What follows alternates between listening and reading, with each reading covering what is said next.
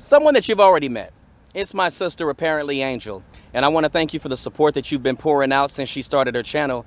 And a lot of the subscribers have some questions for her. So what I want to do is ask her some of those questions that you've been having.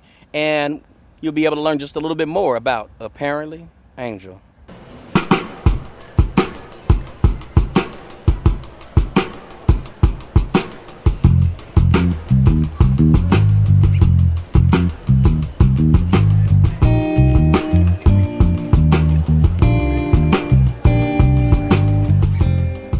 All right, fam, we here, as I told you, with my good sister, apparently Angel.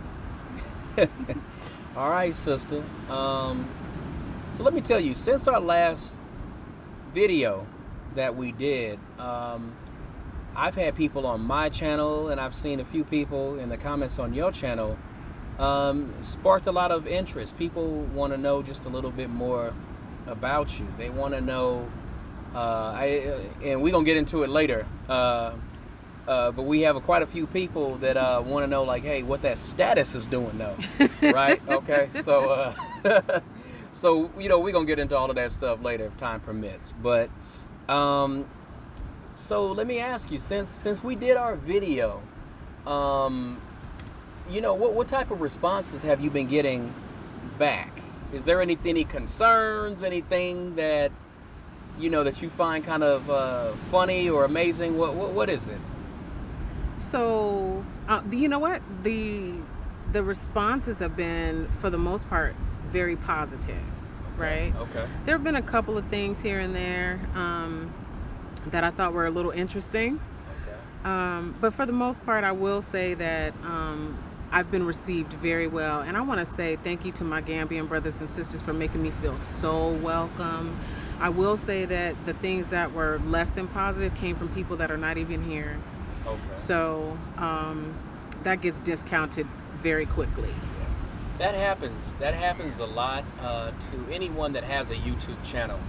Mm-hmm. You know, you really can't cater to everyone. And even if you have a very positive, drama-free platform, Mm-hmm. you're going to have, I don't know if it's the bots, I don't know if it's trolls, I don't know if it's algorithms, but you'll always have something that tries to throw you and detract you off of your path. Yes. And just my advice to you is, you know, don't pay attention to none of that stuff, because, you know, it's YouTube. You can turn your camera off. That's You true. don't have to respond to anything. That's very true. If someone is giving a negative comment, you can always ask for clarity, because, you know, maybe you might be reading it just incorrectly, right? Mm-hmm. But you can also warn them and set those boundaries and say, look, I'm not about any of that nonsense. Right. You can delete them from your channel. Mm-hmm. Many things that you can do. But if I have any advice, and I'm sure you already know, because you are an educated, seasoned, grown-ass woman. That part. When people say negative things, you don't have to take it to heart. That's true. Right? But I do get people told. I Yeah. wanted to be very clear Uh-huh. that I'm not about the drama and the BS. There are some times where I feel it's necessary to address, and then other times I'll just block a person, what have you. I want my channel to be very transparent though. So I don't mind having a little, you know, some of the little comments or what have you. They can stay, right? Okay. But please understand I will respond Okay. accordingly. All right. You respond accordingly. Yes. Okay, sister. So, and I think also being a seasoned sister, there is more response, I think, that you have from a lot more male subscribers. Yes. I think with us male folks that do YouTube, we don't get maybe the amount of acclaim or special attention that our sisters would. Yes. So it's really hard to kind of understand. But when I seen some of the comments, I mean, I seen things from dating proposals to marriage proposals, Yes. to, you know, to everything. And I'm like, dang, you know what I'm saying? I mean, and you had a channel before you came on my platform. Mm-hmm. However, it's just been an influx. It's been an influx. And I'm sure for some sisters out there, they might like that type of attention, but if boundaries are not set, things definitely can spiral out of control. That's true. So, I mean, is there anything that you want to be able to share with some of the subscribers, some of the viewers watching this, and they'll be watching this on your platform as well? What is it? Is there anything that you want to tell folks about that? Yes. So I want to make it very clear that although I'm single, I'm not looking. Okay. Okay. Because the issue for me is I came here as a single woman, but there's so much more to me. And the reason I mentioned that I was single was not because I was trying to elicit, suitors or anything like that. It was because I wanted other single women to know that it was okay to come, right? Like I wanted other people to understand that although we might be a little apprehensive about traveling alone, about going to another continent alone, and I wanted them to know, I wanted the women to know that they would be okay. I feel safe here. I don't feel like I'm in danger of, any kind, because I get those kinds of questions, well, how is it? Do you feel safe? Gambia is a relatively safe place. And so when I mentioned that I was single, it's just the same way I mentioned that I'm a grandma. The same way that I mentioned, if you couldn't tell, I'm a woman, right? Correct. That does not define who I am. Okay. And I'm not looking for that attention. I am very flattered. Okay. I appreciate the attention, because sometimes, we get, sometimes as women, our self-esteem may go up and down or what have you. I have very good self-esteem. However, sometimes we like to know that we're appreciated. Okay. So the reinforcement, is welcomed occasionally. Occasionally. Right? Okay, and respectfully and well within reason. Right. Okay. Okay, sister. Let me ask you, since you've been here in the Gambia, how long has it been since you've been here? I got here January 3rd. January 3rd. Okay, so that's your Gambian birthday, right? Yes, my Gambian African birthday is January 3rd. Yes. Okay, and I can use myself a little bit for an example.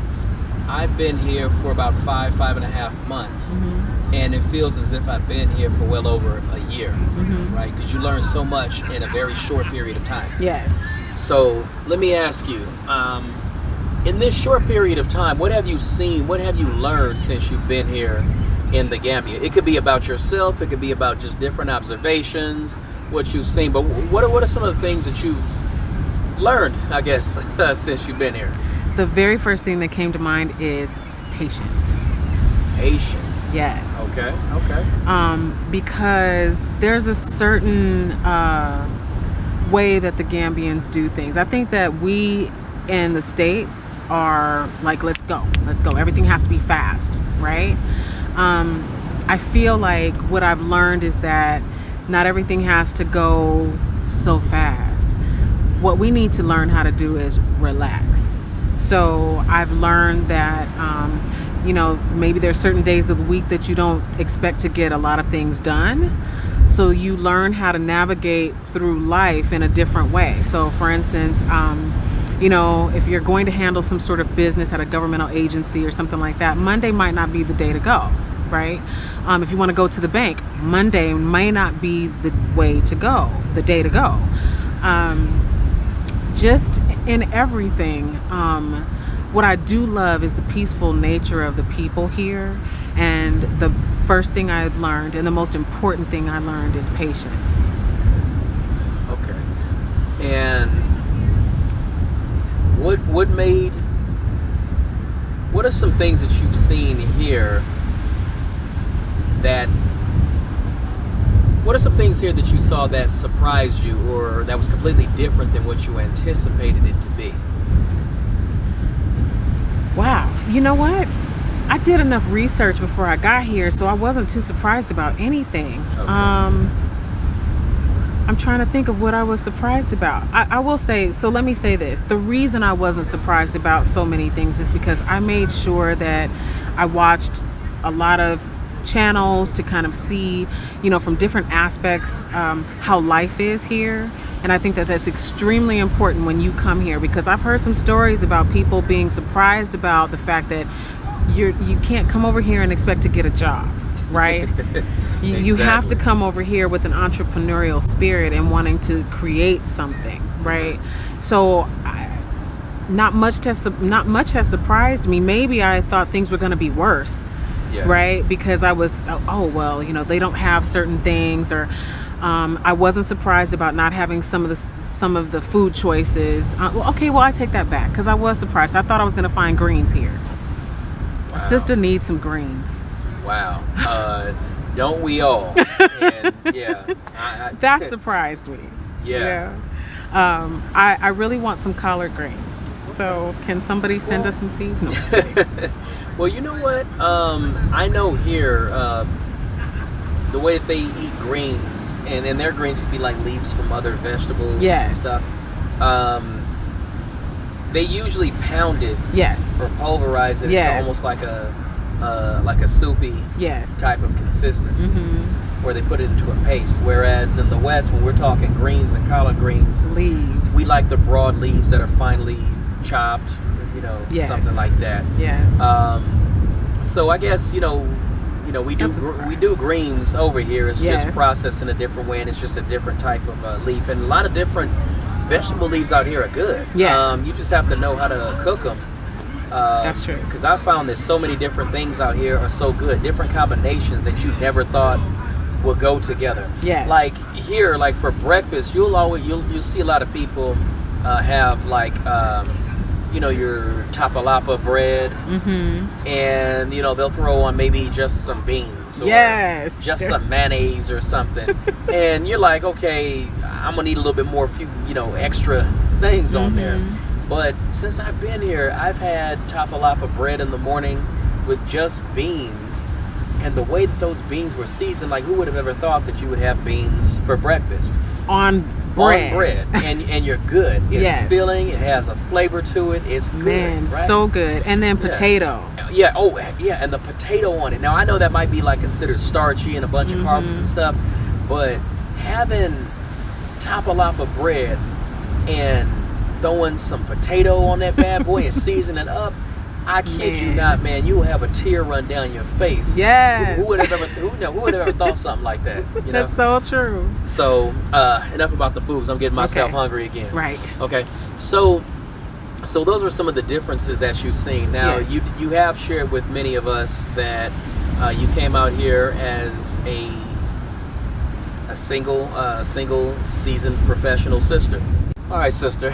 We're gonna go ahead and just get right into it, because it seems like there are some questions, some questiones,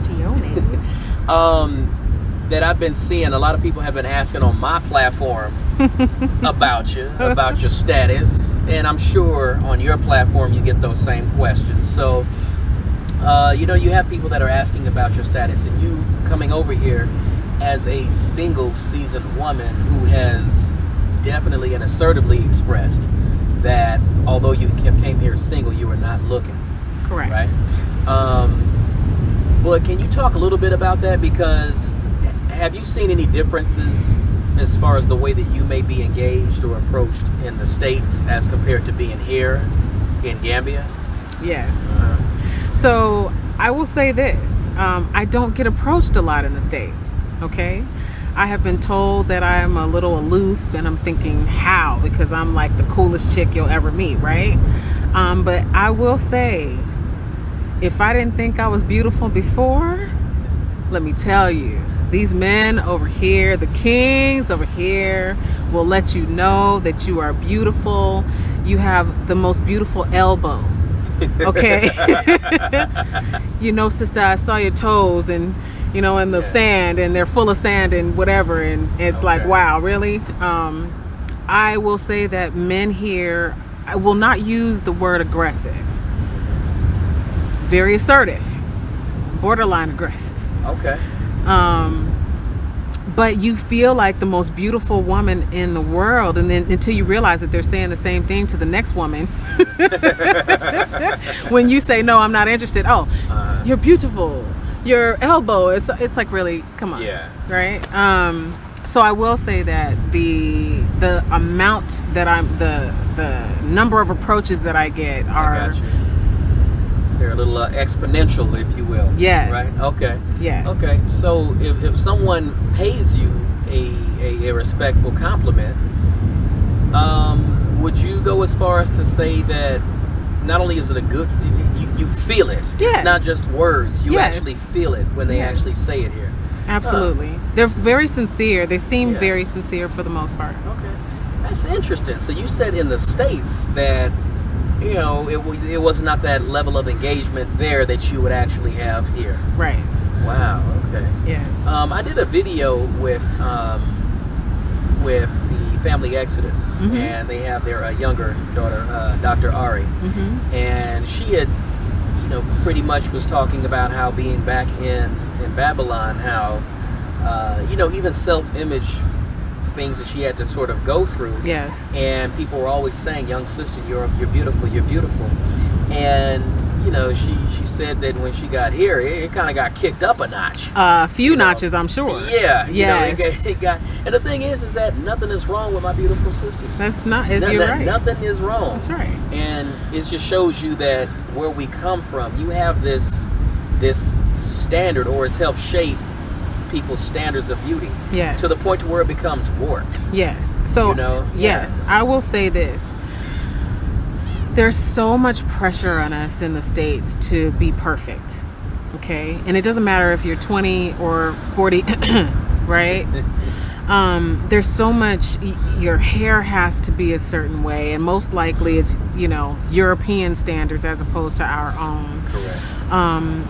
I can say that when my hair is down and long and, flowing, I get more attention that way. Mm-hmm. And I don't like my hair that way. Yeah. I like it the way it grew out of my head, And so here I can have my braids, I switch it up, right? So Yeah. I can have my braids, my cornrows. I love my cornrows. I love it when my hair is just braided in an authentic way. Okay. I feel so beautiful here just like that, right? Okay. Because it's exactly what I want to be. It's exactly who I am. Just angel. Just apparently angel, right? Yeah. And I love my hair that way. I love my head wrapped up. I feel so much more at peace and at home here. And then to have that just to have the attention is great, but it's because they see my authentic self. That's huge. So somebody is either attracted or enamored just by who you are naturally. Exactly. That's real deep, and I think there are a lot of people, not just sisters but brothers also out there, need to definitely hear that Yes. too. That's really powerful right there. Yes. And here you can have half of your hair done. Your friend can do half of your braids and say, "Hey, look, I got to go to work." Right. And you can still walk out the house and still rock that. Yes. And ain't nobody gonna be on your head about it. Yes. Here people have so much individuality. Yes. It just overflows. Yes. We're not just talking just the fashion, just we're like fashion sense and just different ways that people do things here. They just have their own way of doing it and are totally unapologetic about switching or changing up anything. Yes, exactly. When you meet our Gambian brothers and sisters, the kind of sense that I get is this is who I am. This is what I'm about. I'm not changing that for nobody. And I think that's so dope. And that's very powerful to live in a land where you always have known who you are. Yes. And for many of us coming from the West, we have a great deal to learn. That's true. Getting over here. That's true. And most of the learning that it's not really learning from someone else. I mean, you can learn from other people, but you're really finding you're teaching yourself. That's true. You're learning. Yes. So I think I'm more at peace here. And maybe that's the attraction too. So let me say this. Because I do feel so comfortable just being angel. I think that there's a quiet confidence that comes about when you're just being yourself. There's not this pressure to, have on certain clothes or having to look a certain way or having to have the more European-esque hairstyles or what have you. And I think you just, you as a person may just exhibit more confidence that way because you're like, I'm here. One of the things that I started to do prior to coming here is prepare myself to be here. I think it's very important that people understand before they come here that you have to be okay with yourself. Absolutely. We all have our own stories. We all have our own experiences that we may have had over the years, what have you. But when you decide that you want to come to the motherland, I think there's a lot of healing here. There's a lot of spiritual healing here. But you have to do some healing on your own. You have to be able to look at yourself in the mirror and say, I'm okay with who I am, and express that not only to yourself first, because it's not about anybody else. Yes. So I think that possibly may be the attraction too, because I am unapologetically who I am. Sure. I am, I'm just me, and I'm okay with me, and I don't care who's not okay with me. Okay, I like that. I like that approach, sister. So when you're here, I know that, you're human, so you're going to miss some of your family. Do you have any family, friends, or loved ones, perhaps, that would maybe be joining you on this journey? Yes. So She said it with a smile. Who are we talking about? My mama. Oh, okay. I got my mama here too. Okay, I got you, and my wife. So okay. So my mother is coming this year, and then my son and my grandchildren are coming next year. I am so excited. Are we talking like visiting? Or are we talking like on like some Permanente, like Kaiser Permanente up in this piece? Yes, I'm talking about Permanente. Oh. Yes, Yo. I'm so excited. Yo, subscribers, come on. You know what I'm saying? You can bring your family here.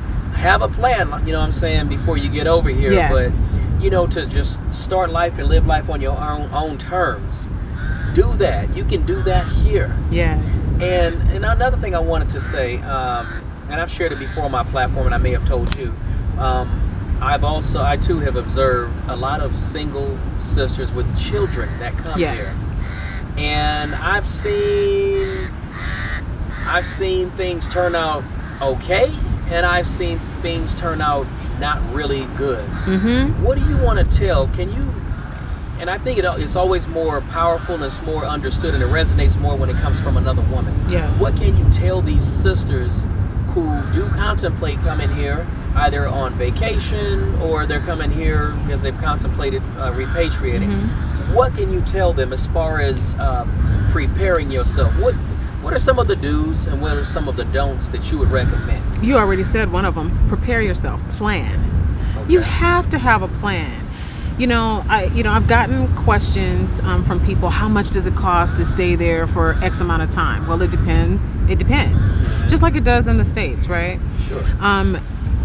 Obviously, things are less expensive here. However, if you don't have a car, now you have to have a taxi, take you everywhere, and that runs up costs. I think the best thing you can do for yourself is to plan. I think that it is very wise to come here on a visit first and see if this actually feels right to you. Okay. Right? Because you could think by looking at all the YouTube channels, yours, mine, Bags, whomever's, and you could think, oh wow. And then you have a romanticized view of what it is before you get here. Yeah. It's extremely important for people to plan, to save money. Save money, and money will save you, is what my grandmama used to tell me. Yes. That's one of the main things. Now, although my family and we came here for the very first time, it was no visiting. It was This is where we're going to be. Mm-hmm. And I believe is that the same thing that happened with you? Yeah. I knew. Obviously, I'm going back at some point to finish the process, but Yes. I already knew this is where I wanted to be. I feel like we were all spiritually led here. Sure.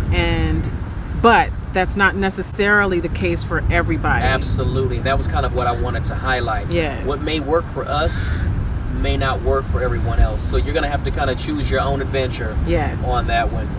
But one thing that we won't compromise on is telling you that you must be prepared. Yes. And we're talking financially. Yes. I go as far as saying, okay, I'm not going to give you a figure, Right. but how would you be able to survive for, let's say, 18 months without having to dig into any other resources?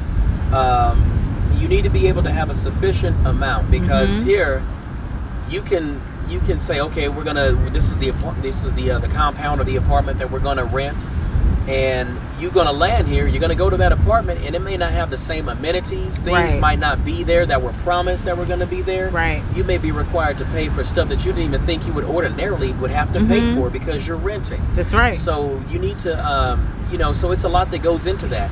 And in my subscribers, I've shared before that it's been more than one place that we had to stay at just to figure out what it is that we do and don't want to deal with. So true. Until we were able to find that. Until we were able to find a permanent place.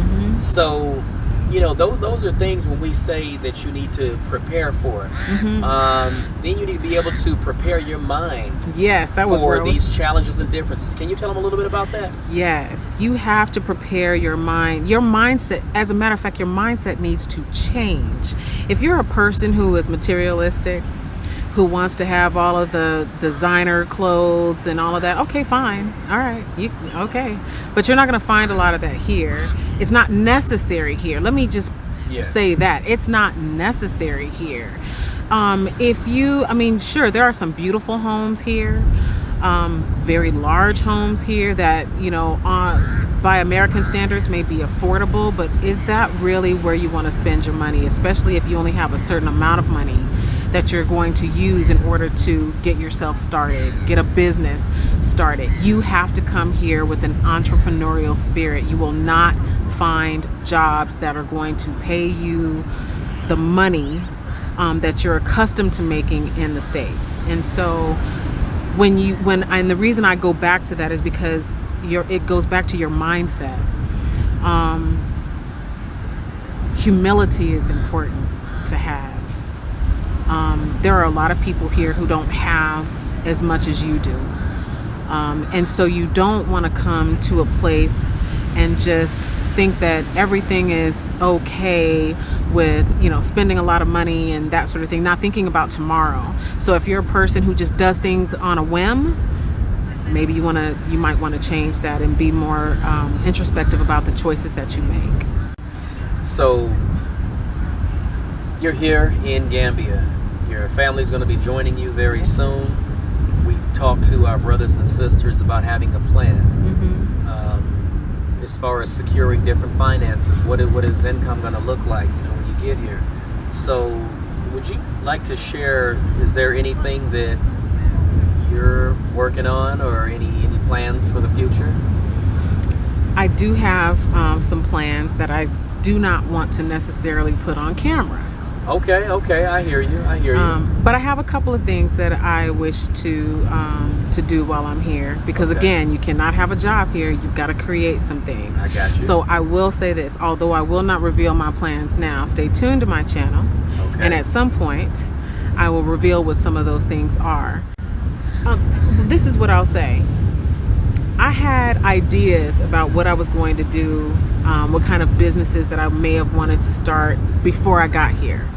And then after getting here, I realized that some of those things might have worked, and they potentially still will. But I noticed some needs that I feel like I could solve, right? Some issues that, business ideas that I think that would be very good here, very good for the Gambian people.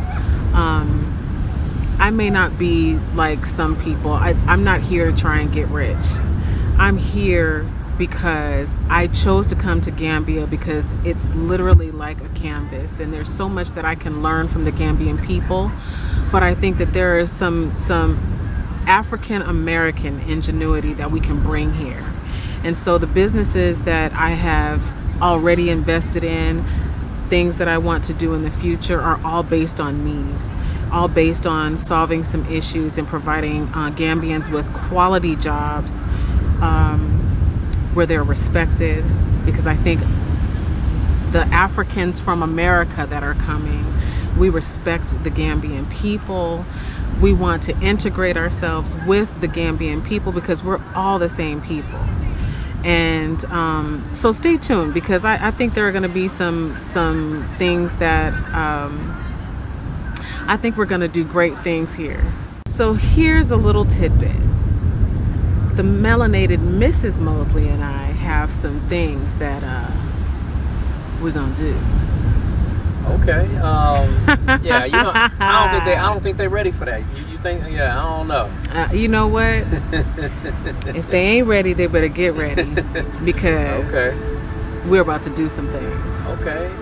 Yeah, you got me excited now. I need to know what it is. None of your business.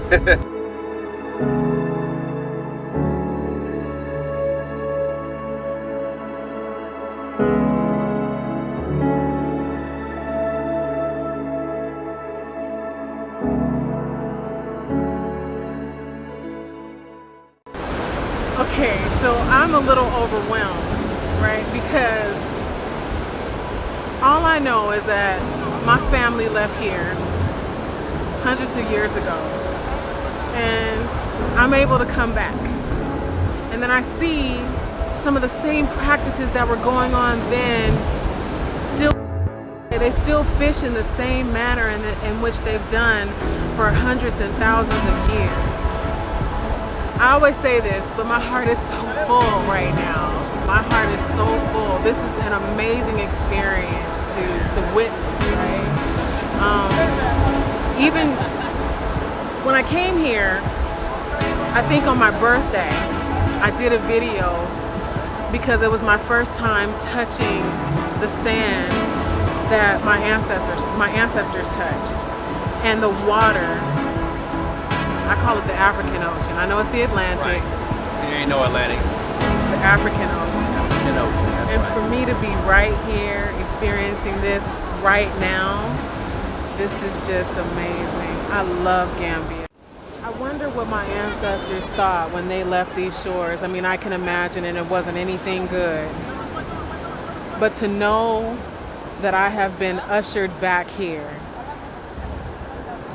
I have no words to express how wonderful it feels to be here. Did my ancestors dream? Or were their dreams just cut short the days that they were taken away from home? If they did dream, I am that dream.